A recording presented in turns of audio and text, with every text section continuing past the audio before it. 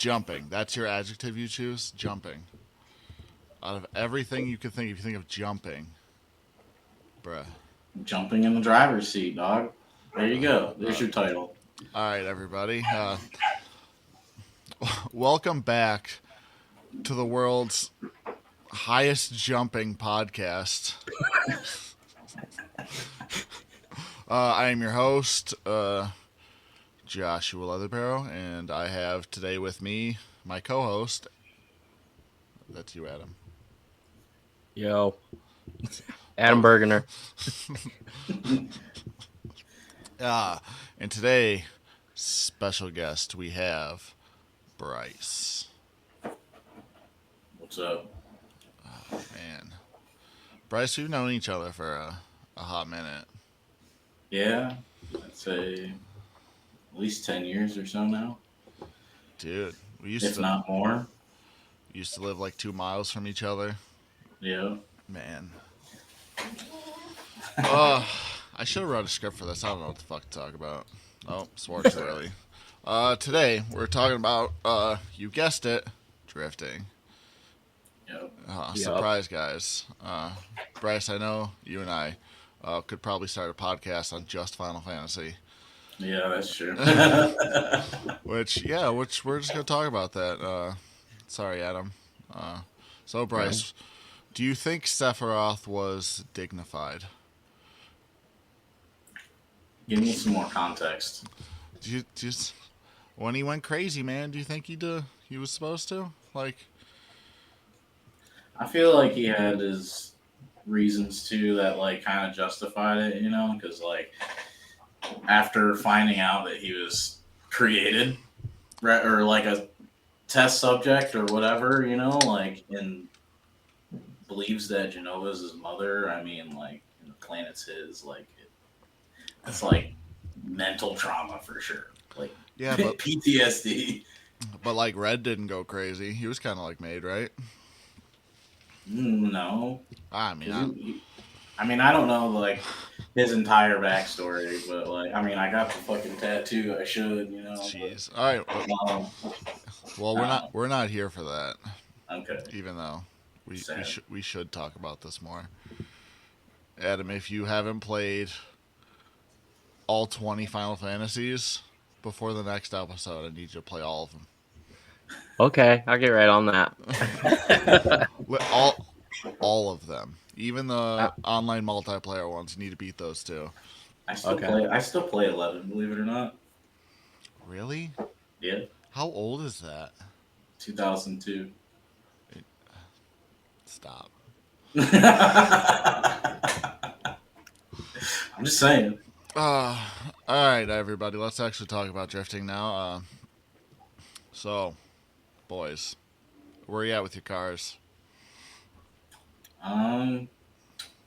Well, so I just got my Haltech yesterday. I was up at Jared's shop. Gang. And I'm waiting on my Texas Speed Cam kit, you know, do the oil pump, new valve springs, trunnion upgrade. I just gotta wait for them to ship it, really, because supposedly at the time the trunnion upgrade was on back order, but then he said it wasn't. So when he ordered it, it was good.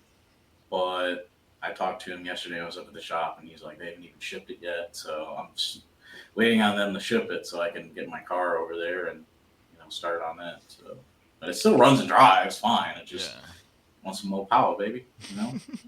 It was just a 5.3, right? Yeah, LM7. It was like a 99 Silverado or Sierra, one of the two. I got off a buddy for like $200 and some heads. So yeah, that's the best. All right, Adam, where you at? Well, got my Haltech installed, and I started it the other day, so it runs all right. We gotta work some things out, but should be ready here soon. Car's staying the same power, unfortunately, but we'll get there. How much do you make? It was 330 before, so the Haltech, it should make pretty much the same, but pretty good for 4.8. Better management? Yeah. Were you on stock ECU before? Yeah. Okay, same. Yeah, it You works. peasants. Okay. What you got, Holly or something? Oh, Big absolutely. ball? See, just from going from a stock ECU to the Holly, like the Miata when I had it made 444 on a stock ECU. Switched to the Holly, and it made like 500 something. Really? Well, I don't want to talk bad on the tuner, but the tuner didn't do a very good job the first time. Self tune was 1,000 times better. Damn. So yeah, my car, I just got it like going, I guess running. No supercharger this year, which is probably stupid. Nah. I mean, if Fine. you're going for seat time, I mean, make it more reliable. I mean, can't really complain with that. It's dumb because I Yeah. have the whole Torque Storm supercharger set up. Like, it's ready to go, but it fits so bad. Yeah. We might have talked about this already, but it's. I mean, if you can't like service it properly, like especially like at a comp level, like timely, like I feel like it wouldn't make sense. Yeah, You got to take off 6 things just to replace a belt or whatever. Just for example, it doesn't make sense. 5-minute call or whatever. So yeah, but Yeah. like, you shouldn't have belt issues. Like, if you're having belt issues, something. well, I was just giving like a random example. If you got to take something off to get to something else, it doesn't. Yeah, with the LSA though, to replace the belt on that, you have to take like the whole supercharger bracket apart, and you can't really do that in 5 minutes. Yeah. You're gonna burn yourself. Then if Yeah. you lose an inner belt, like an accessory belt, no shot. That's like a 30-minute ordeal. Yeah. Maybe that's why people go turbos instead. Yeah, but They have their disadvantages too. Yeah, I'm not disagreeing there. Yeah. everybody's just blowing turbos up and stuff, and that's terrifying to me. I Oh, don't understand it. talking about shipping though, something just came to my mind. So it's been a month now since I bought parts from Chelsea Denofa. Okay, I bought 2 lower control arms and 4 tie rod assemblies. It's been a month. Brother was like, "Yeah, I'll ship it next Monday." Where's my parts, man? Obviously, he watches this. He has to, right? Everybody watches this. Totally. Honestly, dude. He's like Absolutely. our number one fan. But, bro, where's my parts? I want my stuff. And like a week and a half ago, he sends me like tracking information, and every day I'm looking at it. It's like label created. It's like, bro, like put it in the mail. It's probably sitting in a box in his garage or something. I get it. He's a busy dude, Yeah. but you can't be too busy for me. No. Okay. Can't. No way. I'm more important than Chelsea Denofa, so send me my parts. Yeah. I'm worldwide renowned or something. Yeah, dude. Got Pokemon cards on deck too. So Man, I sold all of them. really? Yeah, I made $1,000 real quick. Man. Yeah. From like maybe 6 months of collecting. No shit. Like, don't get it twisted. I probably spent 3 or 4 times that just getting them, but Dang. dumb hobbies we have. Yeah. Yep. Guys, I hit record this time. Hell yeah. Proud I of me. forgot that. I forgot I'm to proud. ask, but See, I started the recording on my end just in case. So right when we start. good because we need like backups on backups. Yeah.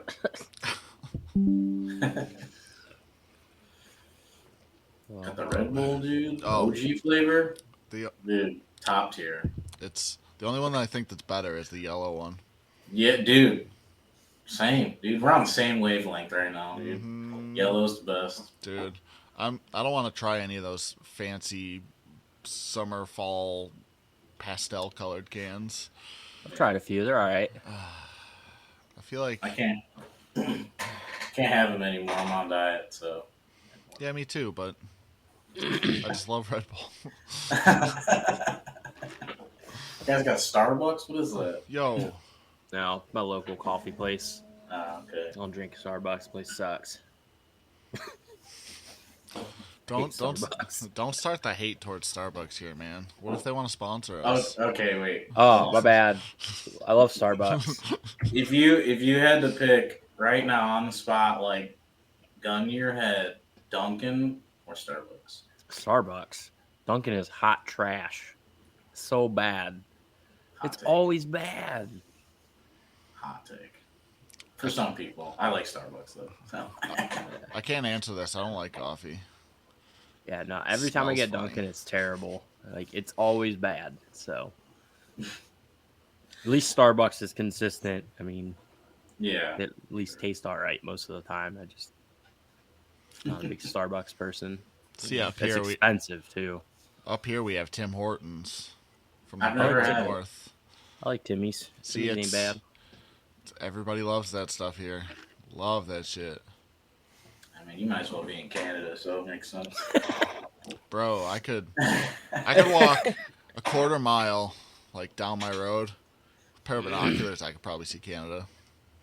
I'm right on the lake. Nice. Throw rocks at him. Yeah. Just see me whipping rocks at the water. Cops like, what are you doing? It's like, Canada sucks. Which, we can't be saying that right now, and I want to talk politics, but like, Yeah. we're going to go to war with Canada. A niceness war. Give me all your maple syrup. All right, dude. Let's get back to drifting. No. Why not? I don't know. Because we got Okay. an hour to fulfill, and I didn't write any notes, so... What are we going to talk about? Well, first, our gal pal Bryce here is a part of a drift organization, correct? You want to talk about that real quick? Sure.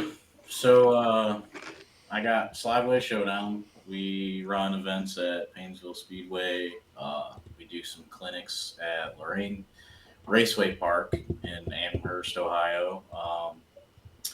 Basically, super grassroots. A lot of us started at Painesville, and drifting was kind of dead in northeastern Ohio. So me, Jerry, and some other friends decided, hey, like some people can't really get into Erie. I've struggled to get into Erie. Just like, to be honest, like I'm not going to sit on my phone day of launch tickets and they sell out in 5 minutes. Like that's, I can't do that, so it's just for me, like that's not for me. Like not saying that we won't ever sell out, but so we started our own stuff for bring drifting back to northeastern Ohio, and we're kind of where a lot of us started, like I said, and just make it feel like home again, and try and get some kids, families involved, see what drifting's about. I know like Erie's kind of like out in the boonies, Painesville's kind of a relatively big city. Cleveland's nearby, so we get people bring their kids, just thinking that racing is going on, and it's not. It's drifting, and they're like, "Wow, this is really cool," And then kids want to get in cars and go for ride-alongs, and so just bringing the camaraderie back to Ohio for the most part. I don't want to interrupt you real quick, but anybody looking to go to these events, if you look on screen now, if you're listening or watching, I have the schedule up for you. So April 26th and 27th, June 21st and 22nd, August 2nd and 3rd, October 25th and 26th, and then there are 2 drift clinics at Lorraine, which you can see it on screen. But why 2-day events instead of just like your traditional single-day event? So last year we had 8 single-day events on the schedule. We canceled one event, which was at Lorraine. It's like a newer track. We had a bunch of asphalt laid out, but what people mistake is they look on Google Maps, Google Earth, or whatever. They see, oh, what's Lorraine Raceway Park, So they look it up and they're like, oh wow, like we can't drift that, but it's kind of deceiving when you get there. Like, yeah, it's a little tight, but tight and technical, short course. I know a lot of people don't like that stuff, but yeah, it's very driftable in my opinion. Tandems, you kind of got to be on your mark, otherwise, obviously, you go off track. But so we ended up canceling that one. I think it was our 2-day actually that we canceled. So we really ran 7 events, and we just decided that you know that many events was kind of too much on the prospect of like some people won't make the event and they're like, oh, well, I'll just get the next one next month, or I'll make the one in a couple months from now. And so the 2-day really kind of brings in like there's more of a special factor to it. Like, oh, there's only 4 events, so it makes it kind of more special in some sort of way. So like it might mean more to people to make sure that they make that event, especially if they're doing comp or whatever, to be there for that seat time and stuff. So plus it's easier on us. So I definitely agree with that. It's kind of like what's with Club Loose. It's just, yeah, they have 2 events a month, and it's like, I could skip this one. I'll go to the next one. Like, I don't need to be at every one.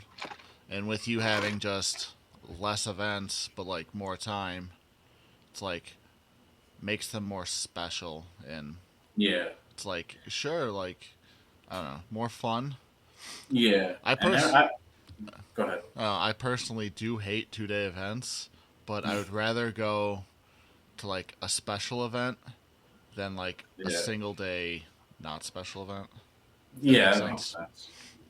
Yeah, and like last year, like it wasn't too bad, and like nothing against Club Loose 2 or anything, but like it kind of sucked that there's like 3 or 4 events that our event landed on the same weekend with their stuff, and like they come out with their stuff kind of like last minute, or not last minute, but late, versus like we did like Black Friday last year, and then this year we just didn't really rush it.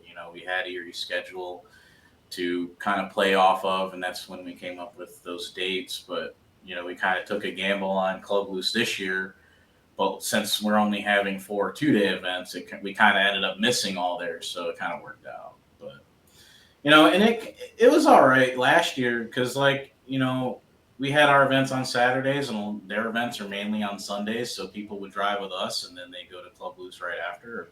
Something wrong with that, but some people were like, well, I'd rather save my tires for Midvale, which is fine. Better facility, I get it, but it is what it is. I don't know if better facility is like the right term. Maybe the track is better than Paynesville. It's bigger, go faster. Some people like that over the figure 8 oval. Yeah, I don't know. I don't know. They both have their qualities, but Paynesville, it's probably a lot easier just to like crash into the wall. Yeah. That sounds terrible for anybody who wants Ask to me go how there. I know. Dude, I've crashed there quite a few times. Literally, my car's crashed there a few times. Back like 9 years ago, I drove headfirst right into one of the walls there. Oof. Yeah, it was lovely. No power steering on a Miata. Terrible idea. Yeah, we'll do it. Yeah, it's pretty rough. They did like that. The really tight like 140 turn. Oh yeah. Yeah, from the center like to the opposite way on the straight. Yeah. And I just didn't have the strength, man, and I just right into the wall. And like I drove my car to that event. Ooh. And like that's even worse. Yeah. Thankfully a buddy there was like, "Hey, I don't really feel like driving today. I'll take your car home for you." And it was cool because like I lived in Cleveland at the time and paid the guy a couple bucks to do it, but yeah, that was the early Drift Cleveland days, right? Dude, back when Dirk Stratton had his handbrake on the roof of his car. Yeah, his matte green S13. Dude. That was cool. That was like back when like all the homies were like super new. Well, not new, but like We kind of were, though. like Theon, dude. Like I gotta give it to Theon. He's progressed so much. I remember I was drifting at one of the events, like starting out, and I remember when he asked to borrow my helmet so he could go for a ride along because he's never drifted. And then look at him now, like TIG welding, doing his own fab work, building cool cars, shredding. Like I don't know, he's a cool dude. I definitely put him in like top 10 best drivers in the area, though. Yeah, for sure. Because that man he's does fast. He's fast too. Yeah, and doesn't even use handbrake that much either, like if at all. Like I've talked to him about it a lot. And like he's like, I don't really want to, but I'm gonna put a handbrake in my car, and I'm like, why? Like you're on doors, no handbrake. He's got the technique down, no sim, nothing. It's pure hard work, you know. Yo, he's just born with it.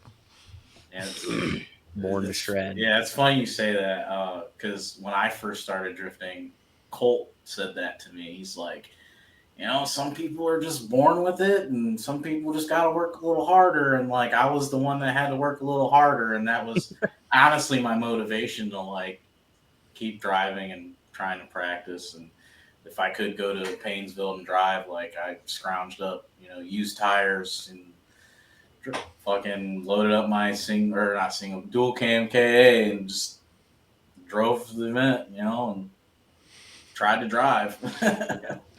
But did that for years. Yeah.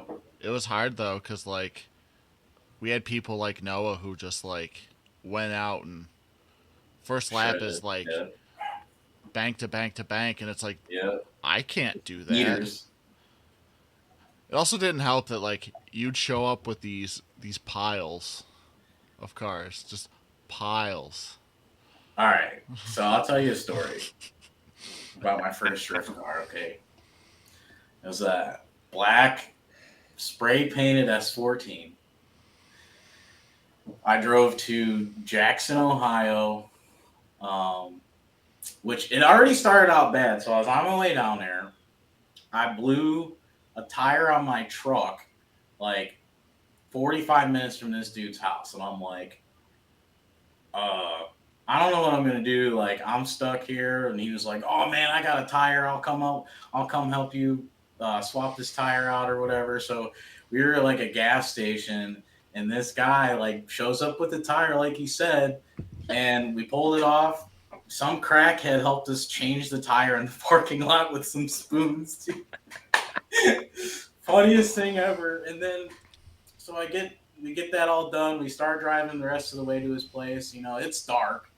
You know, you always buy cars in the dark, so you don't check them out really. You know what I mean? So, but I didn't know anything about it. Like, so I went down there with my now brother-in-law and it's, I don't know, 10 o'clock at night, loading this car up, you know. And by the way, future advice to anybody who's starting out drifting, don't take a loan out on your car to buy your first drift car. I took a $2,000 loan out on this car and picked it up, pile of shit, rusty, rockers gone. Like somebody had over fenders on this car. The rear fenders were just smoked. But anyway, so I brought this car home and it was just bad. So I remember that after drifting it a few times to the track, you know, it was whatever. It was learning. And I remember me and Colt and Noah and I think Aaron Ashley went out. We went street drifting and Colt was driving this time because, you know, he helped me work on it a lot and stuff. So we kind of like shared it in a sense. And so we went out. It was right by my house. And you remember that church on 303 and 58? They had that like U-turn or whatever. We ripped that. We ripped that and like car just shuts off. And he looks at me, I look at him, and he's like, did you put oil in this thing? And I was like, no, I thought you did. So he starts it up it's just he just starts knocking, dude. So we drove it back to his house, and we were just laughing about it. And then another friend had a KA. I bought off of him for like $200-300, back when you could buy KAs for that cheap, and swapped it and drove it at a couple Painesville events. And then I remember after one Painesville event, it would just randomly start backfiring. Like, you let off the gas. It ran fine, but like you would just like let off the gas and it would just pop like a gunshot. And then I hit one last Painesville event, and the car was so rusty that I was like finally getting it, finally linking the track.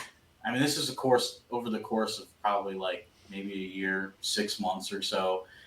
And finally linking the track. I get off track, I'm like pumped up. I'm getting ready. I'm like, yeah, I want to go out and do it again. And then as soon as I pull up in grid, the whole ass end of the car just picks up when I hit the brakes and stop. I'm like, what the fuck is that, dude? So like I pull off, go to my pit, and I'm looking, and like the front half of the subframe ripped out from the car because it was so rusty.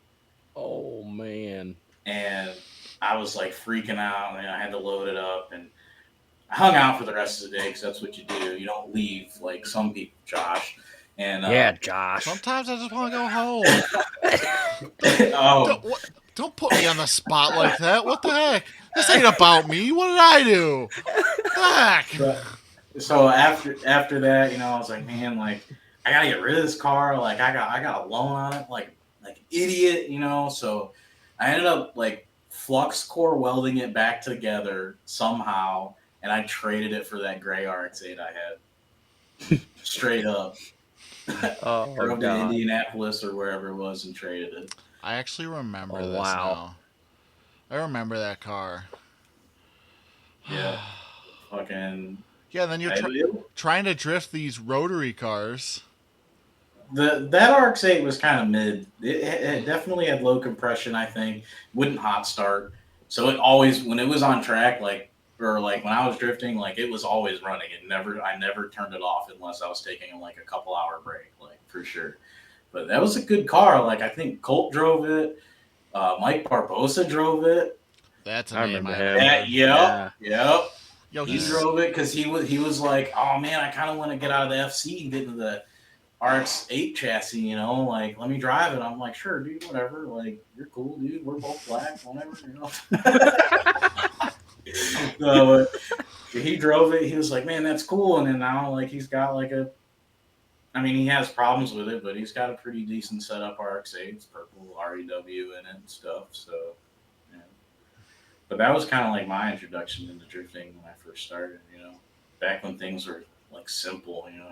Go to the dealership and be like, hey, can I steal some of these used tires? And they're just like, yeah, sure, take them. Like, it's less than we got to pay to get rid of them. So, just go to the dealership at night looking real sus and steal like 8 tires out of the used tire rack, Throw them in the bed of your truck and go drifting for, back then it was like $40 to drive at Painesville. Yeah. So, yeah. It's a good time. Do you remember that E30 you had? Yeah, I blew the diff up street drifting with Noah and them. Yeah. At that one church I like spun out and like I was rolling backwards and I just dumped the clutch in first and just blew the diff up. Yeah, that was me, you, and Noah. Dude. Yeah, that was a good time.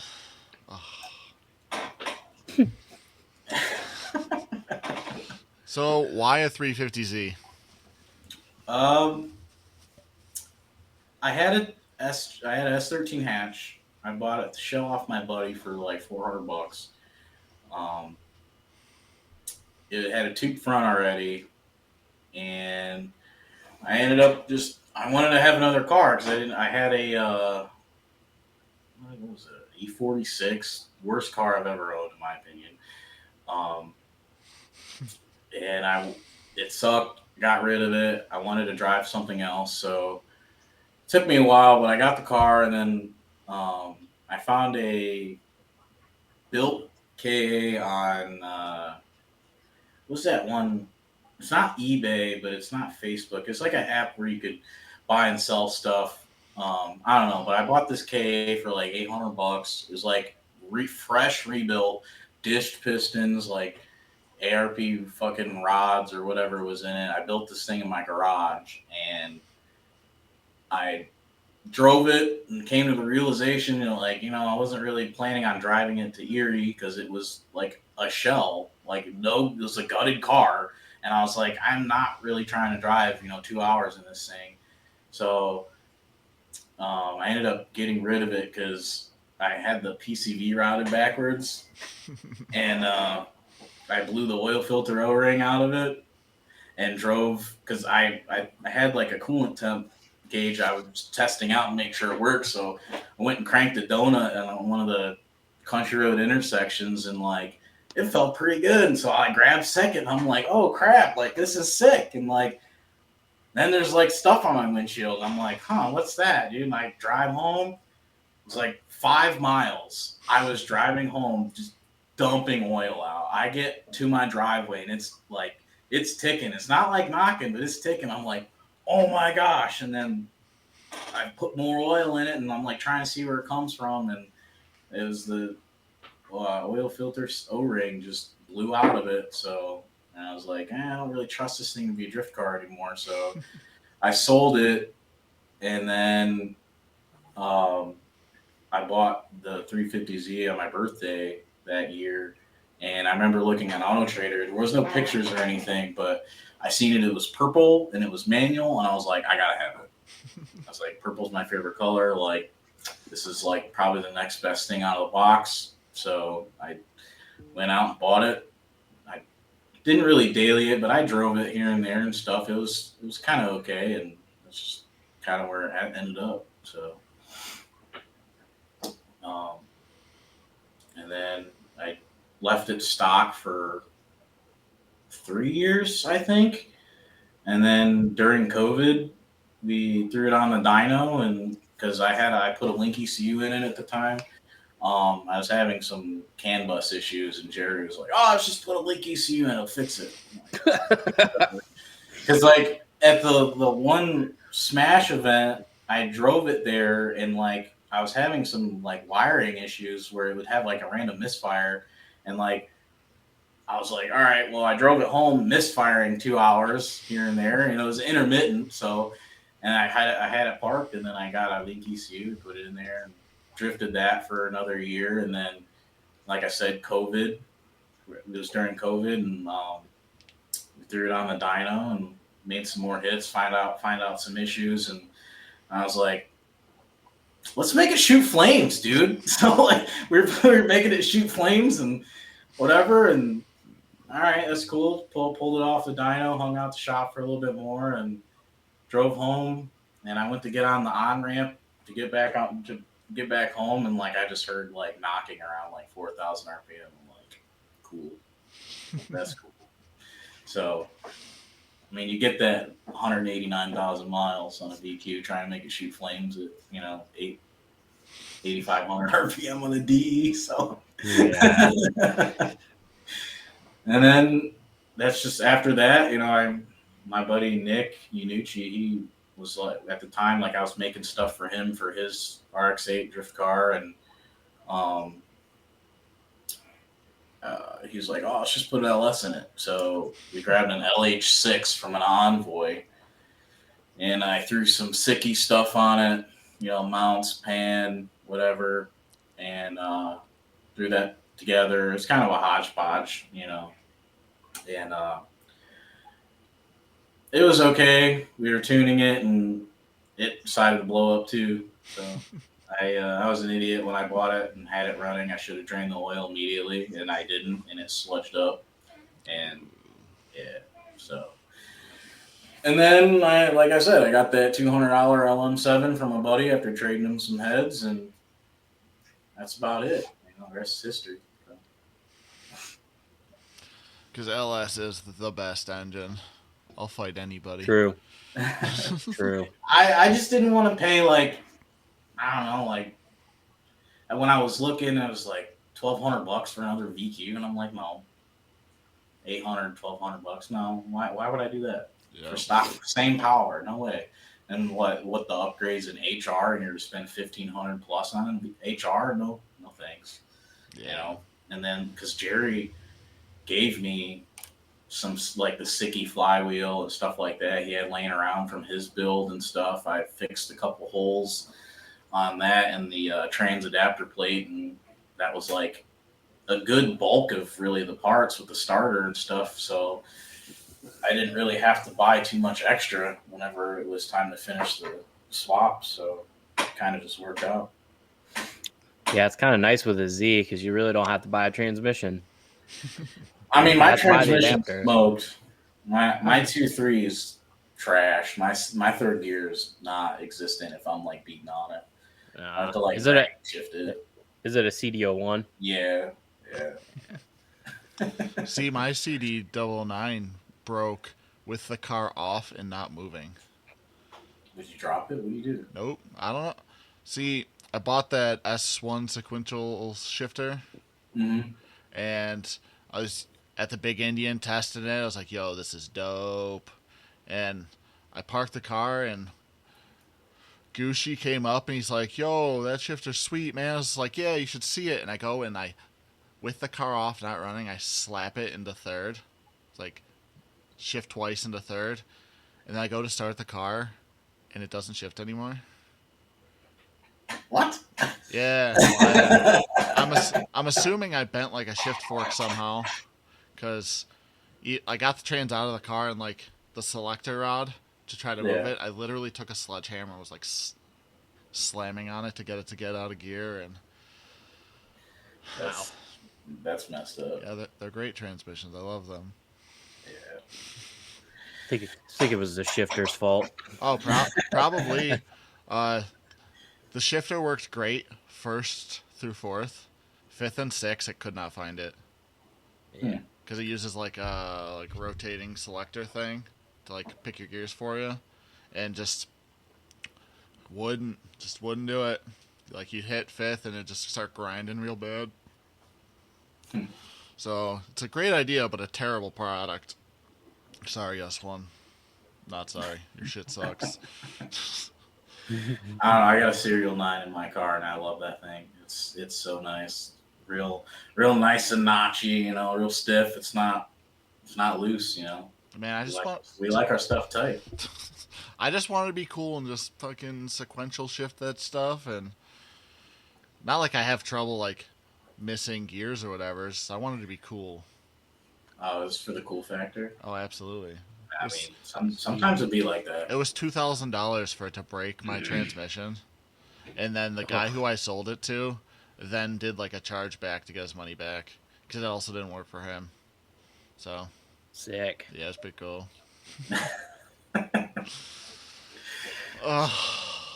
So Bryce, I don't know if you want to talk about this, but we're going to talk about this. Okay. What happened with Team Vacation? After I remedied the whole situation, that's cool. It's gotta talk about it. It's water under the bridge now, but at the time, it was during COVID. There was sometime after COVID, I got COVID, and then like 4 or 5 months afterwards, like I just started feeling really bad. Like I didn't know what it was, like depression or whatever. It's nothing I ever felt like, and I was really, really down, like for no reason. It felt like. So I ended up going to the doctor, getting on some medication and stuff, and I was fighting through that, and anyway, so I was gonna go to Summer Mats. Yeah, it was Summer Mats 2021 or something like that. I don't remember. Maybe it's 2020. And I didn't end up going. I wanted to go. I was trying really bad. To go, and for whatever reason, like at the last minute, my brain was just like, no, we're gonna feel like shit. You're gonna have crazy amount of anxiety. I was crying for no reason, all this stuff, and because Jerry was going, and he was gonna take my car too, and like he was like, "Come on, let's go. It'll be fine. You'll have a great time." Trying to get me to go, and my brain was just like, "No, we're not leaving the house." And so, I spent that weekend, trying to go for walks to make myself feel better, and like just crying on the couch for no reason, and like, and it wasn't like bad enough to where like, I want to kill myself, but it definitely felt like that. But I could never do that because of the kids, and couldn't do that to my wife or anything. So, but anyway, I was going through that, and then Aaron Lyon messaged me and was like, hey, you know, I hate to do this to you, but like, we gotta kick you out of team vacation. I know you're really going through some stuff, and we all are, and this is supposed to be like a safe place for everybody, and it's not really feeling like that because you're always so down, and you didn't even ask us how the event went, and this and that, and yada yada, and like it's whatever. Like I shouldn't have put like my issues on other people, but like since then, like I'm really open about my mental health and the struggles that I go through, and actually talked to Jeannie Taylor. She's part of Rio Bash, and I make some stuff for them for Rio Bash in September for Jake Rio. He passed away, took his own life, I think 2018, I believe. And I just remember like always watching that video, of his like a tribute to him and stuff like that. And so I reached out to her and started making, stuff for the event, the past couple of years. And, I'll randomly message her, when I'm feeling some type of way, and we talk. It's kind of really nice. She helps me see different outlooks, and, helps me through some things. Um, but with going back to the team vacation thing, like I'm I'm okay with them. I guess like I have no hard feelings towards them. Um, like it is what it is. We've all I've said things about them on Facebook in the Drift PA Ohio New York group, and I kind of aired it out, and I'm sure I had other issues, or they had other issues with me that they didn't feel like discussing, which is whatever. But um, I talked to Aaron Lyon since, and we're cool as far as friends go, and he wants to come to the events. Obviously Ben Bruno, he wasn't a part of it at the time, but I have no resentment towards him, even though he's on team vacation. Like he's a really good dude, and I brought him on for the comp stuff, and I don't know. I've grown up, and I just try not to push my problems on other people, but I'm still very open about how I'm feeling. Whether it's on Facebook or whatever. Like I don't care. If people want to complain and say, this guy's complaining, on Facebook. It's not the place for it. But I like to just share my experiences and like what I'm going through to maybe like get another outlook or like help somebody else, like if they're going through something similar, and share experiences, whether it's like coping skills or different medications that work for me, or things that I'm doing, lifestyle changes, all that stuff. Like as long as it helps somebody else, I don't care if people view it as I complain too much or whatever. So but that's kind of where Slideways was born. It was, yeah, we wanted to bring drifting back, but it was really a depression project, I call it. And it really motivated me to, get up every day and, think about, you know, the events and like people, and, cause like, I don't care. Like at this point, like I would care if I didn't have a car, but like my car didn't run last year or the year before when we first started everything. Like I had so much fun watching people have fun. And like that's what really made me want to keep going as far as with the events and like working on it, making it like not my project, like, but as a group, with Jerry and Steven and Rob, um, you know, it's just something about watching people's progression, starting out new, and by the end of maybe not the end of the first day for some people, but the end of the second day, they're shredding, linking the track, like giving advice and like people taking it, and like seeing them apply it and then them coming back around like, oh, I see what you said. It makes sense, blah, blah. And like, that makes me feel good. Like helping people makes me feel good, especially in that aspect because we all love drifting. We're all there for the same thing to have fun. And it's just a passion of mine. Like I could care less if I had a car right now, as long as I get to see other people enjoy it and um, just have fun with something that me and some buddies came up with, to just bring it back, So, um, other than that, I mean, yeah, that's about it for the mental health and the team vacation stuff and slideways. That's kind of like where it all came from. It's really depression and mental health. So it's real, It's big real. It's big real for sure.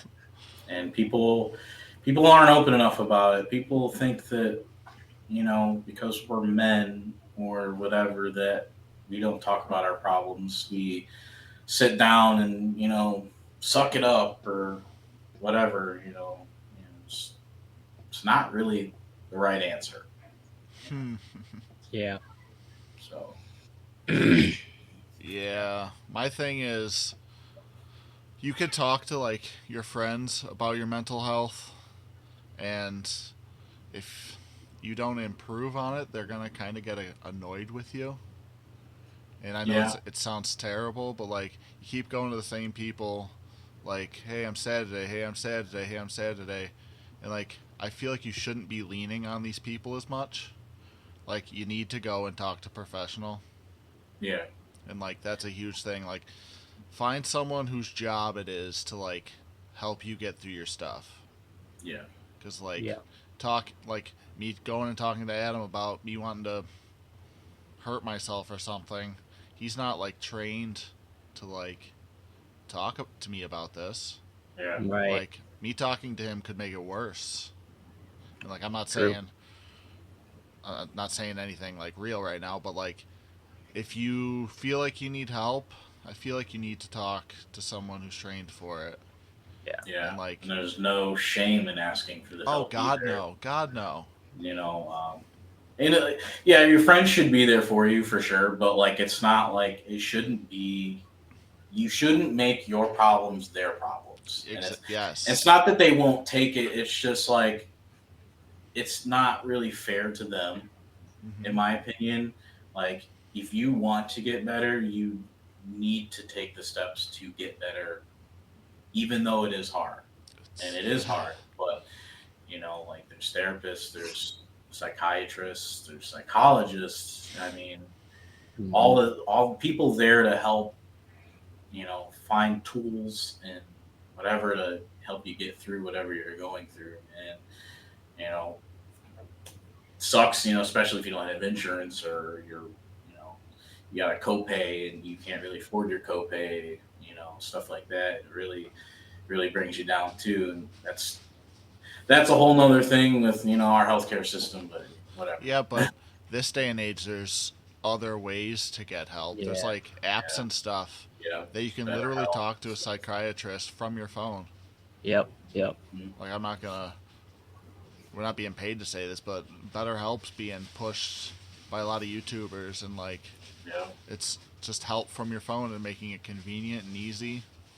Hmm. Mhm. And like I don't know what the price is on it, but it can't be too expensive. Yeah.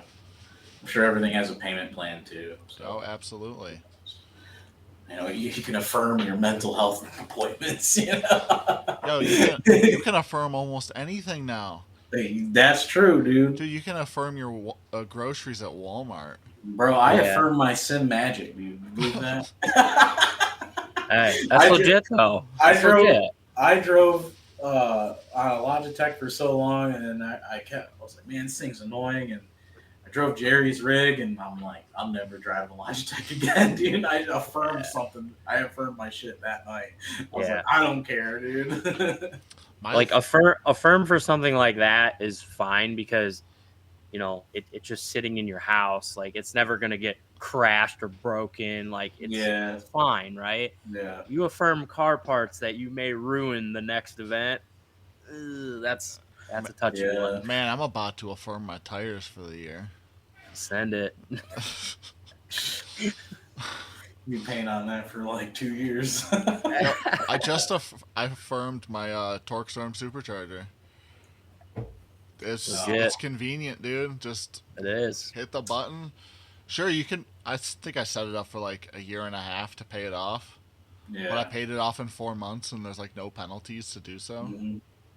Nice. I mean, it's definitely like a good tool. It's definitely like one of those things where you can get lost in the sauce for sure. Yeah, whether it's computer parts or car parts or whatever. Yeah. I mean, we'll check your score for free. You see how much we can loan you, and it's just that simple. It's just the way the world is these days. Yo, I got the PayPal credit approval thing in my email like once a week. It's free to sign up. Doesn't impact your credit score. It's like, I'm not doing that, PayPal. Stop. My shit's maxed out. Car parts, actually. They make it way too easy to just they do. spend too much money. Yeah. Jesus Christ, dude. Well, for starters, I didn't think you were a good fit for Team Vacation. I mean, they're like I said. I'm speaking my mind here. I think the stuff you got going on with Jerry is like far more superior than like Team Vacation would ever bring you to. Yeah. Because I don't want to say bad things about these people, but like I feel like Team Vacations, like where they are right now is where they're going to like stay. Yeah. Like fame and like just what they're doing, and like that's fine with them. Like they're not here to be somebody. Yeah. But like they're just a family, and that's that's which fine. is perfectly fine. I'm not saying ill things about you guys, but like I feel like you're destined for more and for better things. And I appreciate that. Like you're such a good dude, and like they're only holding you down, dude. Yeah. I get that it was a while ago, but like your better things are coming for you. I know this. Yeah. And there's just like I said, there's no bad hard feelings about it. The situation is what it is, and it's kind of funny that you bring that up though, as far as like holding me back and like not saying that they were or anything at the time, but like I remember like even talking about wanting to do final bout, and they didn't have like any interest in it, and I'm like, that's what drifting is for me. Like seeing dope cars on dope wheels slammed and just showing out at the track with the homies, like invite only, like exclusive stuff, like just really nice cars, and not like going to Erie or Painesville and seeing a beater E46, like I mean, like it's each their own. Like it's all cool, it's all drifting, but like for me, like that was like my goal is I want to get the final out one year, and whether it's with Jerry or my own team, like me and Jerry drive really good together, I feel, and he's part of the reason why most of the reason why I'm at where I'm at today. Whether it's hooking me up with random parts or like just insight, tuning my car or helping me work on my car when he's available because he's busy. But, I have goals eventually, not whether they're 5 or 10 year goals, like I want to, that's my main goal is I want to do final bout one year, and they weren't about it. And, it is what it is. You can't go to final bout by yourself. So you got to have a team. It's a team thing. Yeah. So whether I have the car right now for it, probably not because it's a little rusty. But one day when it's not rusty or got overs on it or whatever, I'll try and go. Yo, hear me out real quick. Drift the Lexus. Do what you got to do. My CT? Yeah. What the? You could be the first, dude. Dude, what? No. If you don't know, Don't. it's pretty much a Lexus Prius. Yes. It's just so dope. I probably it's a good car, but the worst car. Like I got that car, it had 88,000 miles on it. I had to do a head gasket at 100,000 miles. That sucks. It's Yeah, terrible. because the head gaskets are trash on them. So I contacted my buddy John Silkira. And he used to work at Lexus as a tech, master tech or whatever. And Love that guy, by the way. Love him to death. He's having a kid. You believe that? What? Yeah. What? He told me like a couple weeks ago when I was talking about my car. Like, Bro, I Snapchat him like all the time, and he didn't tell me this. What the? Yeah. Adam, that's the. Oh wait, never mind. You weren't with us. That was Austin. Never mind. I forgot to said something. But yeah, love that dude. Yeah, he's a cool dude. Yeah, I mean, I got a lot of good people in my life, and I'm really thankful for them. So I try and thank them as much as I can, and it's hard trying to be there for a lot of them because, I got 4 kids, I got a house to take care of now, and, my wife works third, and it's not her fault, or I'm not blaming her or anything, but, it makes it hard to do anything, like, Oh yeah. if I can help on my way home from work for like an hour, like I got you. But like I can't come over at 8:00 at night and help you work on your car till midnight because I got to work the next day and the kids are home. I can't leave the kids home by themselves. So it is what it is. I mean, Jackson will probably be fine. So How old is he now? 10. Damn. Remember when he was like beating stuff up in your Miata in my driveway? Yeah. Dude, I got a photo somewhere of this kid holding an electric impact that's the same size as him. Yeah, he's trying to like do something with your lug nuts on the Miata. Just slamming things into the wheels. It's His great. camera froze. Oh. Wait, who? Oh. So you're getting choppy. Me? Yeah. Oh no. I think it's fixed. Okay. I think we're good. Yeah. If we have more problems like we did with Ben's, I'm gonna lose it. That's all right. I've been recording this whole time. If anything ends up missing, So we did have another topic to talk about, but Adam, we're gonna save it. Okay. You cool with that? Yeah. I'm good with it. Cool. Because we've been here for an hour with no issues. Nothing wrong with that. Nothing wrong with talking for an hour or more. I think Ben Bruno's was like an hour and a half or something. Yeah, it was long. But hey, if you got other things to do, that's fine too. So. We're gonna hop into the questions real quick, but before that, the next time you see Bryce here, we're doing it in person at the track. Yep. And we're gonna shower him with love. We're gonna party too, right? Absolutely. You're spending the night at the track like the old days, dude. I don't know if I've ever stayed the night there. Well, I mean, I know what you mean, but like just in general. Yeah. All right, Adam, you can pull up the questions. There's not many.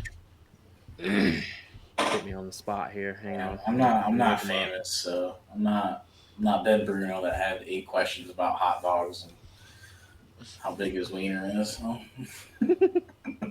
There is one of those for you though. Did you read the questions yet? I'm looking at them right now. Yeah, there's only 3. Yep. I'd like to know Austin's question too. Austin Fay, our teammate, says, "I'd like to know why Bryce is so handsome." I think it's the beard. Stop. Blame my mother. My mother's pretty cool, so. All right, call her up. I can't. I'm using my phone as the camera. Otherwise, I call her. I call her on the spot right now. We'll wait. She'll be the 4th on the podcast. Alrighty. Matt Ray Shuck says, "How big is the package?" Big enough to get the job done.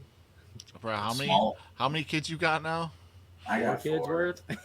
Yeah, dude. I actually ran out of ink, man. Like my kids are so white. I got one that's the same complexion as me. You believe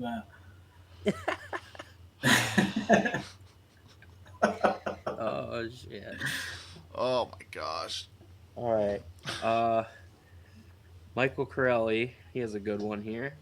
He says, ask Bryce about his fab work. Let's hear how he got started and some of the sick shit he's made.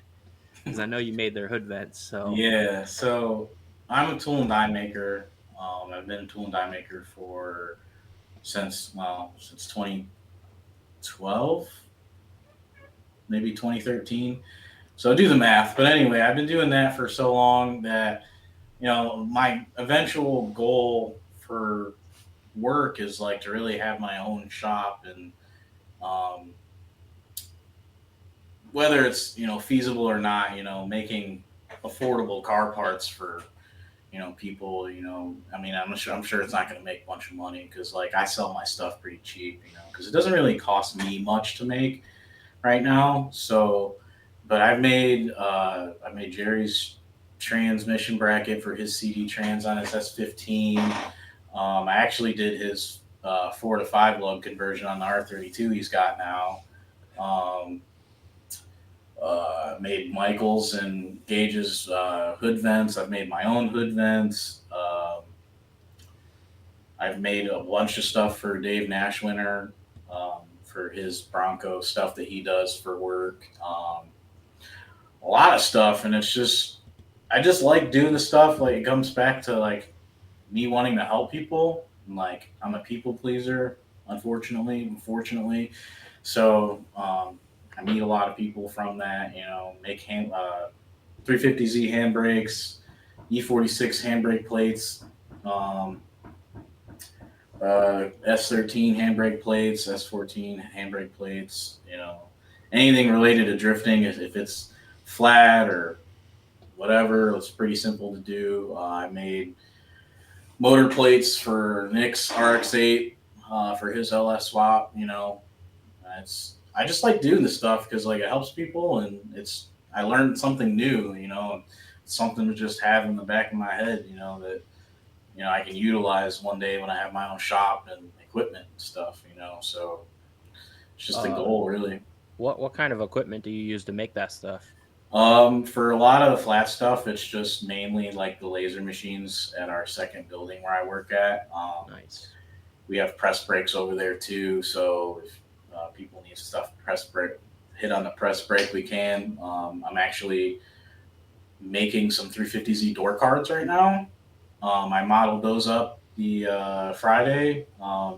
I got the bend lines put in there so I can make a left and a right out of aluminum or maybe stainless. I'm not sure yet, but um, you know.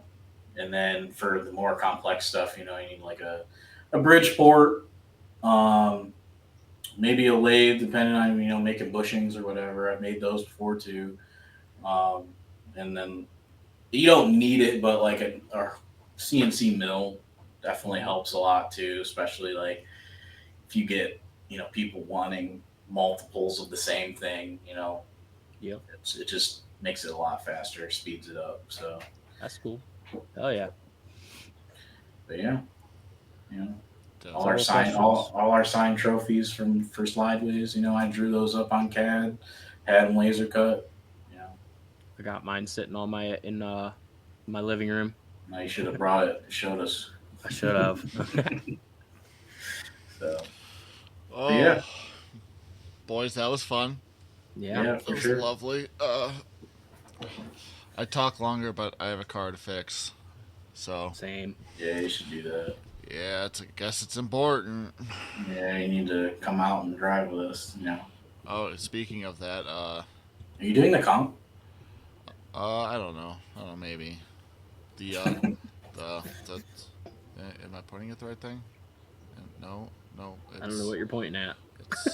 It's that. I'm trying to point at the flyer that I put up. It's right there. All the Oh, all the dates. Everybody, make sure you go. If you don't, then I don't love you. So. All right, boys. Thank you. We'll talk soon. yeah, for sure. Everybody, thank you for watching. We are the Dangerous Nights Drift Crew, and yeah. So, So yeah. bye, everyone.